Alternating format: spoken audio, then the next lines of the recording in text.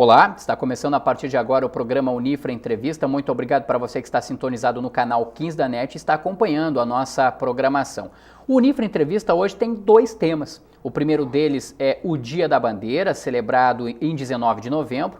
E o segundo assunto do Unifra Entrevista de hoje também tem muito a ver com o mês de novembro, que é a proclamação da República, a República Federativa do Brasil. E para falar sobre esses dois assuntos, o Unifra Entrevista está recebendo aqui no estúdio o professor Leonardo Rem, professor do curso de História do Centro Universitário Franciscano, a quem nós prontamente, professor, agradecemos mais uma vez a gentileza de aceitar o nosso convite. Eu acho que pela terceira vez já o senhor está participando do programa Unifra Entrevista aqui com a gente. Muito obrigado e seja mais uma vez bem-vindo. Prazer, é um prazer contribuir, um bate-papo, né? Legal. Professor, poucas pessoas sabem, e falando já do Dia da Bandeira, né, que é celebrado sempre a 19 de novembro de cada ano, que o Brasil já teve 13 bandeiras, contando com a atual. Poucas pessoas sabem também, professor, que há uma bandeira presidencial, há uma bandeira vice-presidencial. Eu acho que, de fato, além, claro, das características culturais, né, e muitas vezes até da simpatia que o país pode criar, né, a outros países, eu acho que a bandeira, não sei se o senhor concorda comigo, eu acho que é uma figura, é um símbolo nacional que identifica, de fato, um país, né? O colorido, a maneira como ela coloca algumas palavras, não sei se o senhor concorda comigo, discorda, enfim. As bandeiras são um fenômeno da formação dos Estados nacionais, né? Da passagem da Idade Média para a Idade Moderna, quando os Estados nacionais estavam se afirmando, estavam surgindo, o que a gente conhece como nação, surgindo no mundo naquele momento, né? Então, ao longo de toda a Idade Moderna, né, as bandeiras vão se afirmando e elas são importantes como elementos simbólicos, né? Posteriormente, no século XIX, algumas nações mundiais se tornaram de importância mundial se tornaram independentes no século XIX, como a Alemanha e a Itália. Então, no século XIX, acredito que se reforce essa identidade em torno das bandeiras, né? Então, é claro, identifica nacionalmente. Eu tenho uma crítica em relação à exacerbação dos nacionalismos, né? Sim. Então, que crítica seria essa, professor? Não, eu considero que as sociedades humanas, elas devem rumar para um mundo em que não haja fronteiras, utopicamente, né? E que o excesso de nacionalismo, ele sempre tem o risco de se tornar xenofobia, nacionalismo extremado, chauvinismo, né? Sim. E então, claro que a história das bandeiras é interessante, enquanto identificação, colorido, né? Cantar o hino, mas eu sempre fico com o pé atrás em relação a isso, né? O excesso de nacionalismo e a maneira como as bandeiras historicamente foram utilizadas para tanto, né? Sim. A gente está vendo aí, por exemplo, professor, a bandeira do Império, né? Foi aí, ó, foi escolhida. Algumas outras já passaram. A bandeira dos Estados Unidos do Brasil, essa vigorou por pouco tempo, né? Sim. O Deodoro da Fonseca diz que 4 a história dias. conta, não gostou muito, e é a nossa atual bandeira. Vamos dar uma olhadinha de novo nas bandeiras, professor. Olha só, a gente tem aí as 13 bandeiras, então, que o Brasil teve ao longo da história, algumas relacionadas à navegação, outras relacionadas também à República. Essa foi a primeira, né, da Ordem de Cristo. Essa aí tem muito a ver com Portugal ainda, né? Isso, é de Portugal. Ó, a bandeira real, né, também vigorou aí por 21 anos aqui no Brasil. As primeiras bandeiras, né? Depois a bandeira de João III de Portugal. Algumas até nem mudavam muito, né? Ó, uma bandeira aí da época do domínio espanhol também. Algumas eram bem específicas, né? Exato, olha, detalhe, bandeira da restauração também, né? Ó, a gente observa que o pessoal gostava muito de trocar bandeira naquela época, professor, porque era pouco tempo, ó. Essa era a bandeira de navegação, por exemplo, do Brasil. Tem esfera armilar, né, que identifica. Exato. Aí o do regime constitucional também, né? Azul, branca, com detalhes em vermelho. Aí, ainda muito parecida com a bandeira de Portugal, né? Bandeira do Reino de Portugal, Brasil e Algarves.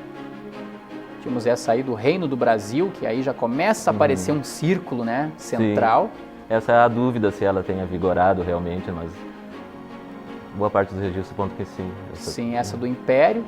Essa com um detalhe mínimo, só muda a coroa entre uma e outra. É que uma era o símbolo do Reino de Portugal. Sim. E outra do Império, as coroas. Essa aí que durou 4 dias e que impossível a gente não lembrar da bandeira dos Estados Unidos. Sim. E essa tradicional a que a gente tem hoje. Sobre essas bandeiras, a gente tem também, professor, a bandeira presidencial e a bandeira vice-presidencial. E a bandeira presidencial à esquerda do vídeo e à direita a bandeira vice-presidencial, quer dizer, bandeira que não faltou na história do Brasil. E todas elas têm uma simbologia de até conflito de ideias, né? Federalismo, mais centralização, positivismo, como essa. Exato, essa nossa atual com as 27 estrelas, né, que representam os estados, né, e o Ordem e Progresso, que é a frase positivista, porque lá na época, e aí eu até aproveito também, professor, para tocar no assunto que é difícil a gente dissociar o assunto da bandeira do Brasil com a questão da República, né? Sim. Porque esse lema Ordem e Progresso, inclusive, veio no período em que o Brasil recentemente havia proclamado a República, em 15 de novembro de 1889, e aproveitou-se muito dessa onda positivista de Augusto Comte na época, né? E até por isso que o Brasil tem essa frase na sua atual bandeira. Isto é... A proclamação da República do Brasil, ela foi feita por uma coalizão de políticos e de pessoas com várias tendências, vários ideais políticos, né? Sim. Parte dessas pessoas, eles tinham ideais federalistas, né? Por isso a admiração pelos Estados Unidos, que era o exemplo de república federalista, né, com a autonomia dos estados. Então aquela bandeira que durou 4 dias, bem parecida com os Estados Unidos, só com as cores verde e amarela, né, aquela ali, ela representava o interesse dessas pessoas que admiravam mais o modelo dos Estados Unidos. Sim. O Deodoro da Fonseca, como a gente chama, ele é um monarquista de última hora, um republicano de última hora, melhor dizendo, porque ele sempre foi monarquista, era um dos braços direitos da monarquia, e aderiu à República no calor dos acontecimentos. E até por isso, até que ele foi escolhido como uma figura que sim, que poderia contentar todos os lados, ou não desagradaria todas as tendências envolvidas com a proclamação da República, né? Mas os positivistas, eles eram importantíssimos, os positivistas, enquanto grupo, especialmente ligado à escola militar, enquanto um grupo de influência, grupo participante da proclamação da República. E os positivistas conseguiram implementar, conseguiram consagrar alguns elementos da bandeira, como esse do dístico da ordem e do progresso, representativo dos ideais positivistas, do amor, ordem e progresso. E o Deodoro da Fonseca vetou aquela primeira bandeira porque considerava uma cópia dos Estados Unidos. Exato. E como ele era admirador da monarquia, dá para se dizer, né? Ele queria manter alguns traços, os traços originais. Exato. Com alguma troca. Por exemplo, o verde, né? O verde e o amarelo da bandeira da época da monarquia, mas depois substituindo aquela questão da coroa, né? O símbolo aquele. Mantém o losango e substitui o brasão ali, a coroa e a esfera armilar. Exatamente. Professor, toda vez que se fala de Deodoro da Fonseca, até o senhor falava que ele é a figura emblemática, digamos assim, sobre a questão da República. Será que todo mundo tem essa mesma imagem de que quando a gente cita, a gente fala de proclamação da República, aqui no caso a primeira imagem que vem à cabeça das pessoas é o Deodoro da Fonseca sobre o cavalo, tem até uma estátua dele lá em São Paulo, né? Sim. Na praça principal lá de São Paulo e tudo mais. Será que essa imagem é a imagem mesmo que fica e que toca a todos os brasileiros quando o assunto é a República do Brasil? Em geral, um desconhecimento a respeito da história do Brasil. É um pequeno grupo, acredito que um pequeno grupo de pessoas que conheçam detalhes a respeito da proclamação da República. Dentro desse pequeno grupo, eu acredito que a maior parte ele aprendeu, né, a história, uma visão bastante tradicional, né, menos problematizada do que hoje em dia nós normalmente efetivamos, né? E essa visão tradicional da história, né, ela traz o Deodoro da Fonseca como uma figura muito representativa. Sim. Na época... E sempre sobre o cavalo, né? Por exemplo, como essa imagem aí. Sim. Né?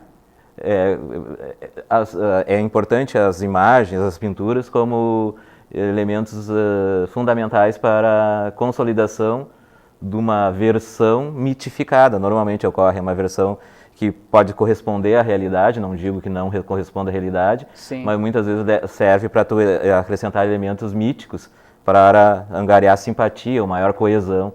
E realmente essa figura do Deodoro da Fonseca, como se fosse o grande comandante, né, o comandante e líder da República, algo que ele não foi, né? Ele não era um republicano convicto, muito pelo contrário.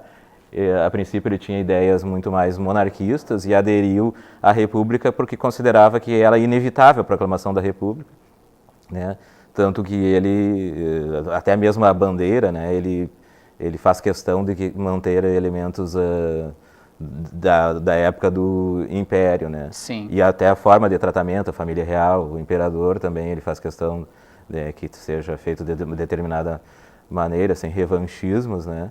E então ele é uma figura assim que as ideias dele são muito mais monárquicas, né, do que republicanas. Né? Mas teve papel fundamental, no caso, para determinar a nossa atual bandeira, né? Sim. Porque daqui a pouco, se ele não tivesse vetado, muito provavelmente o Brasil teria a bandeira do Brasil semelhante à dos Estados Unidos e só com cores diferentes. Isso, né? E essa bandeira semelhante à dos Estados Unidos, só com as cores verde e amarela, ela foi aproveitada por outros estados.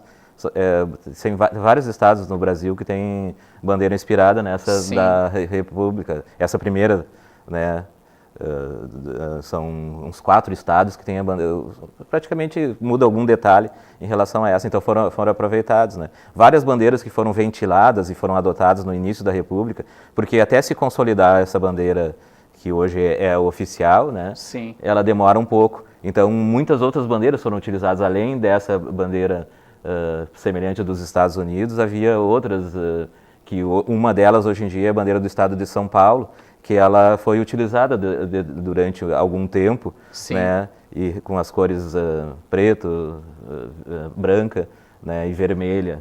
Né, então demorou um tempo para se consagrar. E segundo os pesquisadores apontam, durante um tempo, em diferentes regiões do Brasil eram utilizadas bandeiras que não eram diferentes, eram diferentes até se consolidar essa bandeira. Até o próprio hino da bandeira, que foi criado já no século XX, ele teve o papel, né, teve a intenção de tentar consolidar realmente aquela bandeira que foi oficializada, né, explicando o que seria, uma visão também mitificada da explicação do que seria os elementos da bandeira, mas o hino foi criado porque se sentiu uma necessidade de explicar e de se trabalhar com o símbolo da bandeira, que seria aquele que tinha sido estabelecido, porque isso não estava, a princípio, totalmente consolidado ainda. Perfeito, perfeito. O Unifra Entrevista vai fazer um intervalo de 1 minuto agora, na sequência a gente volta para falar um pouco mais sobre a bandeira do Brasil, né? O Dia da Bandeira é celebrado em 19 de novembro,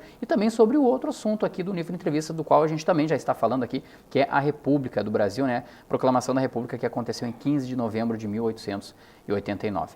1 minuto de intervalo, na sequência voltamos com o professor Leonardo Ren e sobre esses dois assuntos do Unifra Entrevista.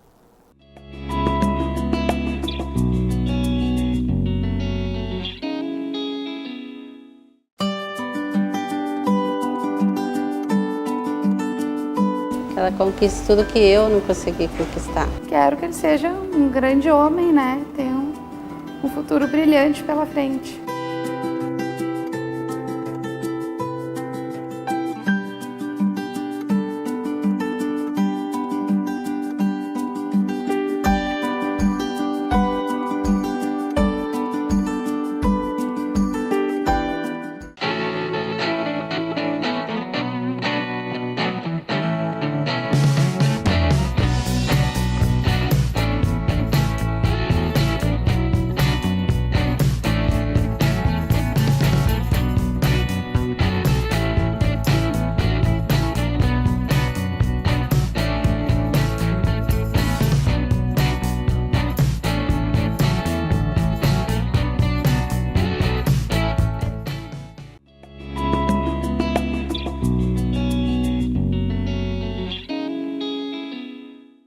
Estamos de volta com o programa Unifra Entrevista aqui pela TV Unifra. Muito obrigado para você que acompanha o canal 15 da NET ou porventura também acessou Unifra Online, que é o nosso canal do YouTube, e buscou lá o programa para acompanhá-lo também na íntegra. Você pode, pelo Unifra Online, acompanhar também os outros programas aqui da TV Unifra. O Unifra Entrevista desta semana está com dois temas muito relacionados, inclusive, que é a bandeira do Brasil, né, o Dia da Bandeira, né, celebrado em 19 de novembro, e também a Proclamação da República, que aconteceu em 15 de novembro de 1889.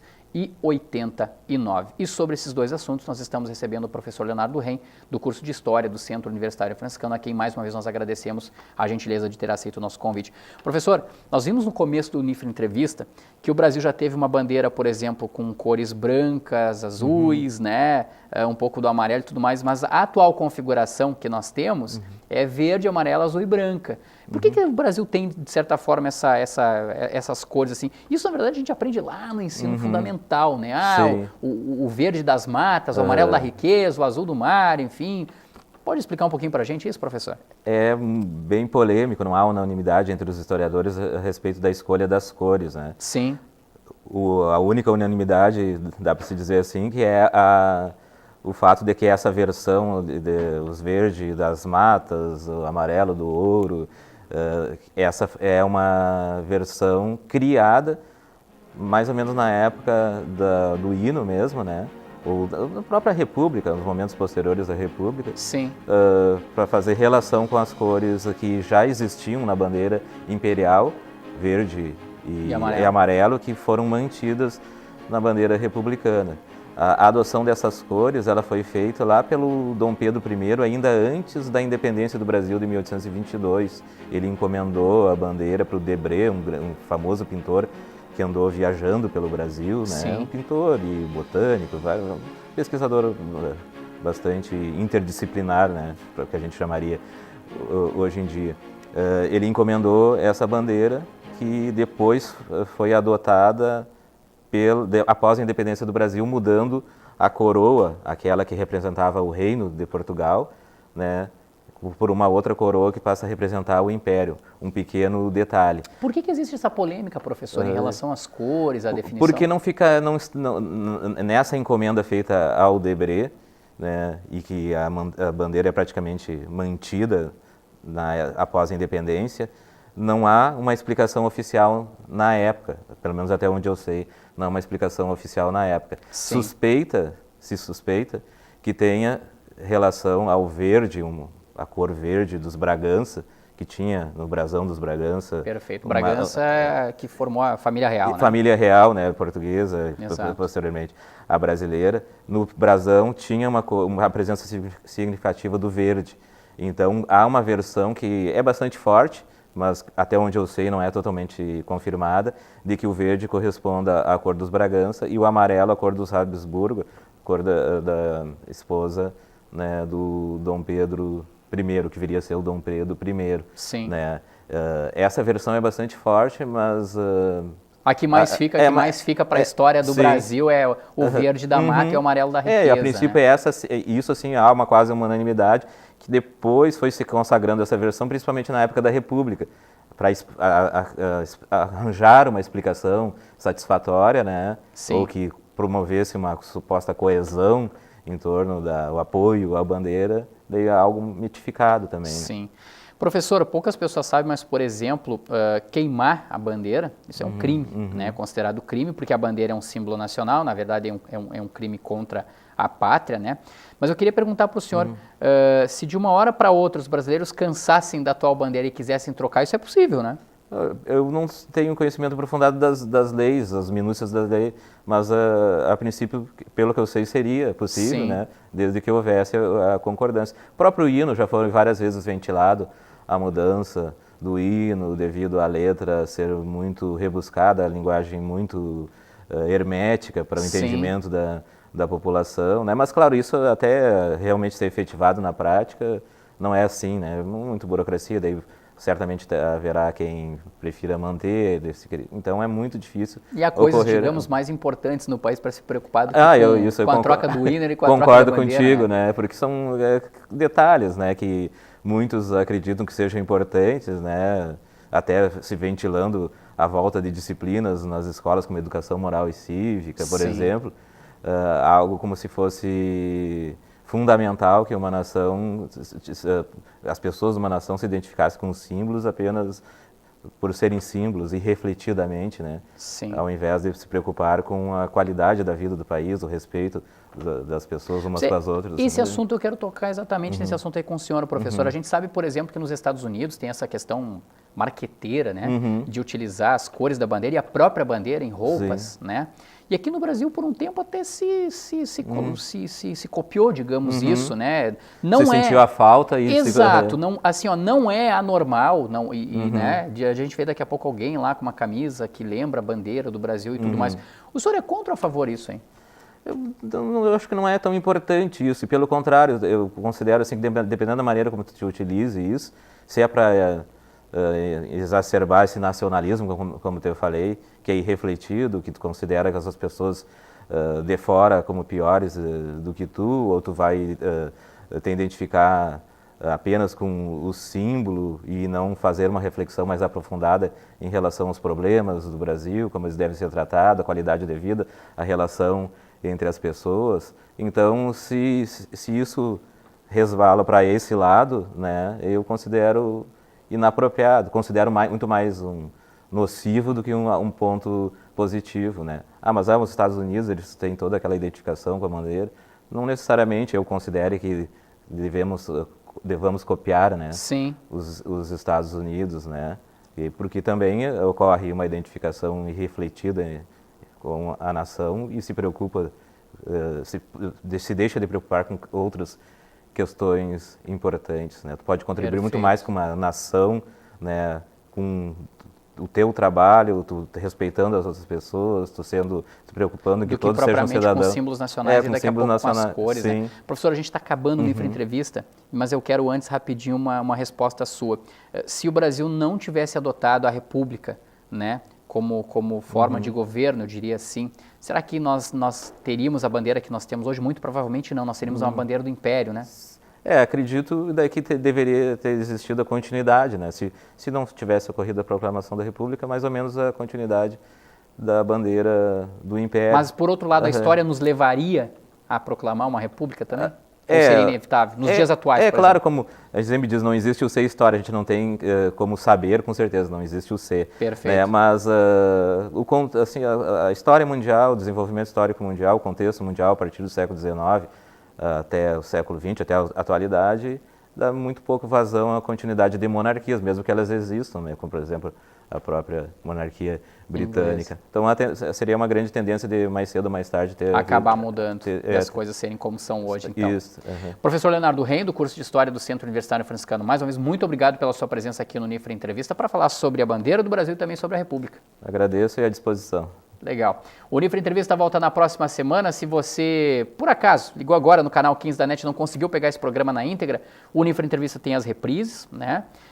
Mas você também pode acessar o Unifra Online. O Unifra Online, que é o nosso canal no YouTube, para você acompanhar também não só o Unifra Entrevista, mas também outros programas da TV Unifra pela internet. Nós voltamos na próxima semana. Um grande abraço a todos e desde já muito obrigado pela atenção em mais uma edição do Unifra Entrevista. Até lá!